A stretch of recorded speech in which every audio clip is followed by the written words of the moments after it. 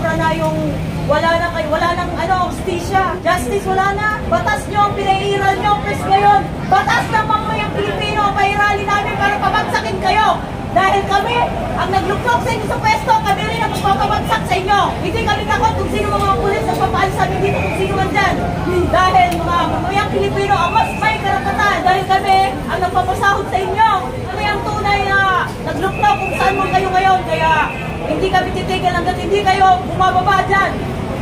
Sabi ngayon dito ang aming presidente na walang iba kundi si Sara Duterte. Hindi na si Marcos. Si Sara na, hindi kami papayag na hindi siya papalit sa inyo.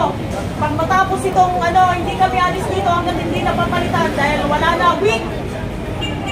Papit ka lang, nitambalos daw sa pili sa taras. Ang dami ng hirap na, ang dami na namang nababaliw. Mga mahihirap dahil hindi nakakain, dahil wala makain, dahil mahal ang mga bilihin. Hindi pwedeng ayuda ng ayuda, hindi naman kayo ayudahan lahat ng mga taong nahihirapan eh. Yung mga binibigyan nyo rin, yung mga ng mga luwag para sa mga pang-camping period lang. Bes ngayon, lahat maglalabasan kami, hindi kami alis dito na Maynila hanggang hindi kayo bumababa dyan. Manda kayo, pagpupo na yung aming bagong presidente. Walang iba, Sara Duterte, bagong presidente. Kami po ay galing ng Region 8, mga waray nun. Sa bayan ni Martin Romualdez. Na masyadong mayabang, alam mo kung sino. Nangarap maging vice-presidente. Maging presidente, yung takluban na, hindi niya mapaganda. At saka huwag siya pakakasiguro kasi meron na siyang kalaban sa susunod ngayong kung sakali naman tuloy yung mission. Kaya, kabahan ka na. Dahil yung mga pangarap ko, bigla babagsak yan. Tsaka hindi talaga kami titigil hanggang hindi kayo napaparusahan sa mga korupsyon, sa mga perang ninakaw nyo sa taong bayan. Napakadami yung kasalanan sa amin, sa totoo lang.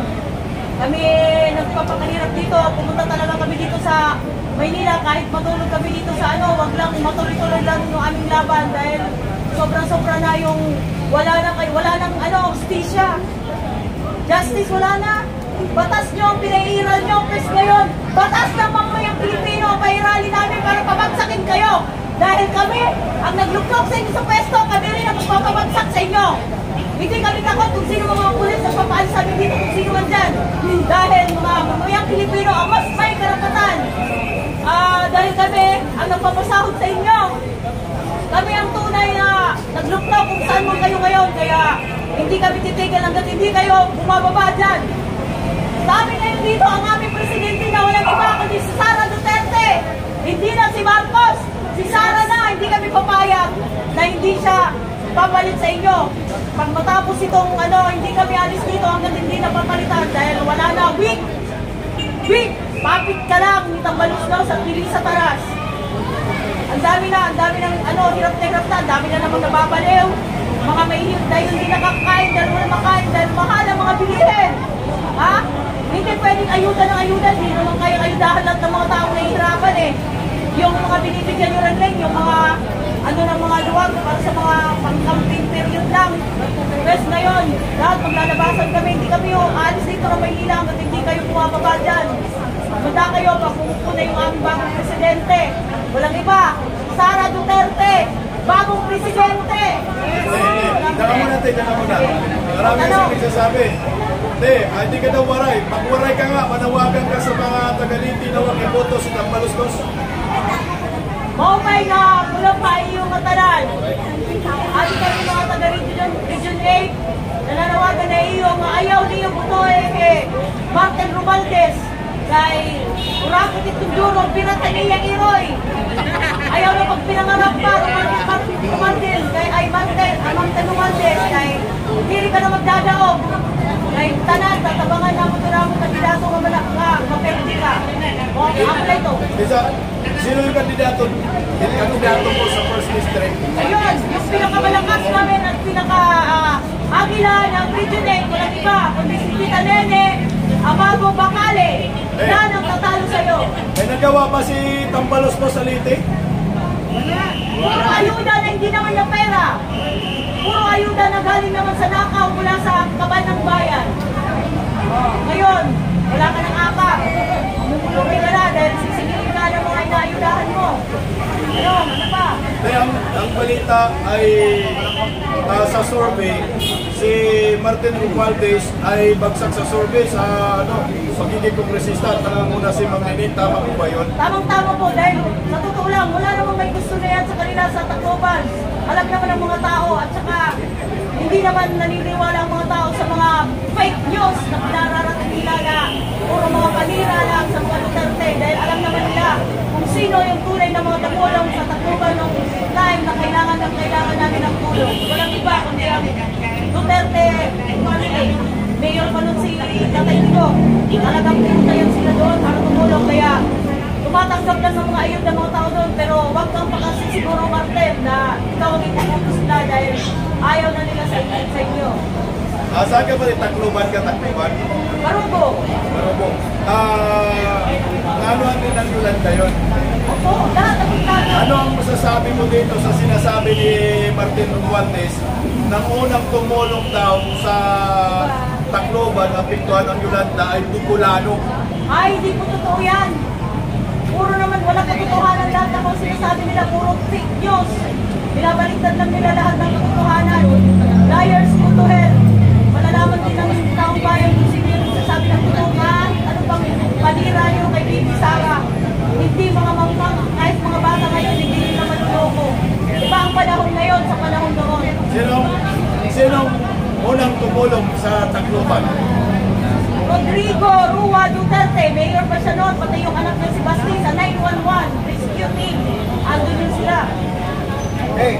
Anong masasabi mo doon kay Bibi Sara na pinabatikos ngayon si Bibi Sara? Dahil po, sa sinabi niya, hindi ako magpapatawad. Dahil sobra-sobra na, kumbaga inakulo na yung salog. Kung sa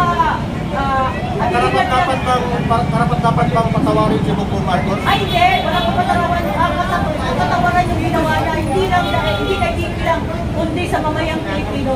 Ngayon, si BBM nagpatawag ng mga kongreso, fellowship, di ba? Kasi 200 congressmen pumunta doon sa Malacanang.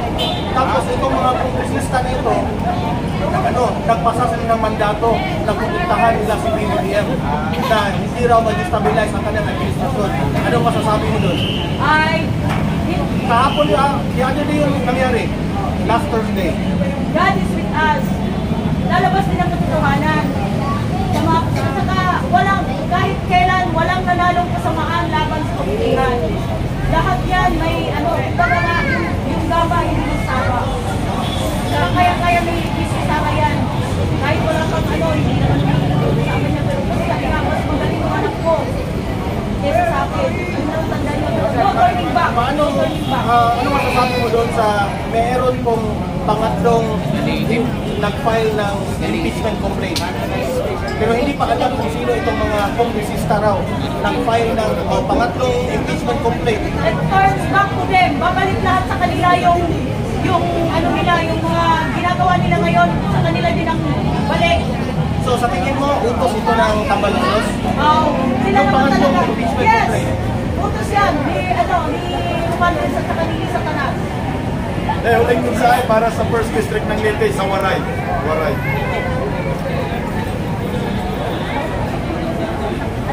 Anak mo din? Mensahe sa First District ng Leyte sa Waray. Mensahe? Oo, sa First District, mga butante sa First District ng Leyte. Maaram ako, ang Tacloban, ang mga akong mga kababaryo, nagkukuri dyan inura-ura. Huwag lang nila naghihinulat sa ayuda, magikan kan Romualdez. Sige la, karawata rin niyo, waray kita may himo, kay waray man mga tarong at trabaho, waray man kuan, kaning mamahalan mga palitunon, tapos piralan sweldo. Antos lalay kita kay tanan man nga atong nakurian niya na naagihapon dito, dili tanang adlaw. Natuyok ang kalimutan ba? Naluluoy ako, nga nakikita na ako, mga tao, nagpipinangarawat na, waray man may himo, kay waray na juging kakaon. Mo man yung gusto nila nga pinanhatag lahira, mao pa yung takutan na natatagaan, diri man. Mas dagat pa inuon na diri natatagaan, kung treto nakatatagaan, kay balik-balik na lang, kay ira man ng mga tao pagpagtagaan. Kung gani nga, pag unang-unang kita, pag matang kita, kung nga maturong ka mo, pag matang ka mo. Kaya nakikita man ninyo ang sitwasyon na ito karon kung sa dyan kalisod ang kinabuhi. Daghanap po ng mga adik, daghanap po ng mga pulubi, daghanap po ng bubuang kayo, maray na mo nagkakaon, tungkol sa kamahal ng mga palitonon. Mao nga, pagmata na kita, pagmurublik kita, panggawas kita. Maraming salamat din. Mabuhay po kayo. Mabuhay. Okay, salamat.